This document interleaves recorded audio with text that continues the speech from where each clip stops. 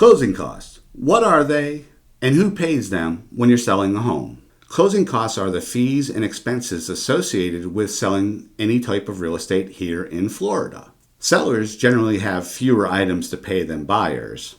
However, there still are fees associated when selling a home, and they can vary from state to state, county to county, and coast to coast. So what we're going to do is we're going to go over some of the common fees that are associated when you're selling a home. In addition to the real estate compensation, these are the fees that a seller may incur when selling a home. Title insurance premium. Sellers usually pay for the owner's policy here in Florida. This is going to protect you in the event title issues are discovered.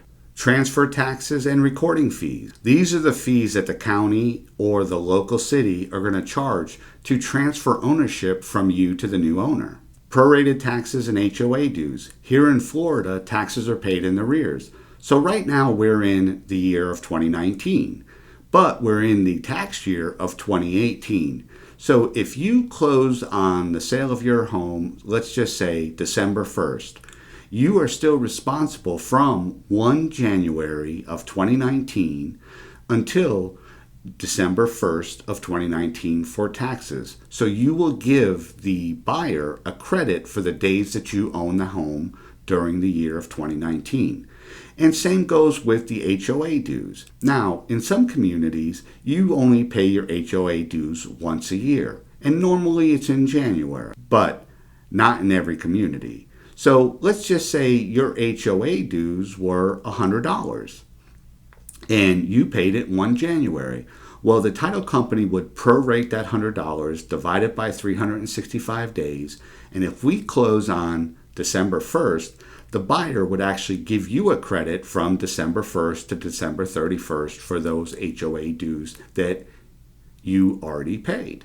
In a lot of cases, the buyer may ask for a home warranty to be paid for by you, the seller, at closing to cover the home for the following year after they purchase it. This will give the buyer peace of mind and not a bad thing to do. Now, in some cases, a buyer may actually ask you, the seller, to contribute towards their closing costs. It could be a set dollar amount or it could be a percentage of the purchase price. So let's just say your home was listed at $200,000 and we got an offer of $200,000, but the buyer's asking for a 3% seller contribution towards their closing costs. So the reality is they're actually offering you $194,000. They're still taking out a $200,000 mortgage, and then you're going to contribute from closing that 3% or $6,000 towards their closing costs. This will typically happen when the sales price is in the lower range because a lot of first-time home buyers don't have a lot of cash sitting around ready to help them when they're purchasing a home. Now, when you get that offer, you can accept it. You can flat out reject it and say, I'm not paying anyone's closing costs, I'm paying my own. But the truth is, you're really not paying them. You're letting them finance them because, like I said earlier, they're still taking out a $200,000 mortgage. But you're only working with $194,000 because you're going to contribute that $6,000. Or you can even counter them and say, okay, I'll accept your $200,000, but I'm only going to pay 2% or 1.5%, whatever you decide. But know this, most buyers' closing costs can range anywhere from 2% up to 5% of the purchase price. And then they have a down payment amount.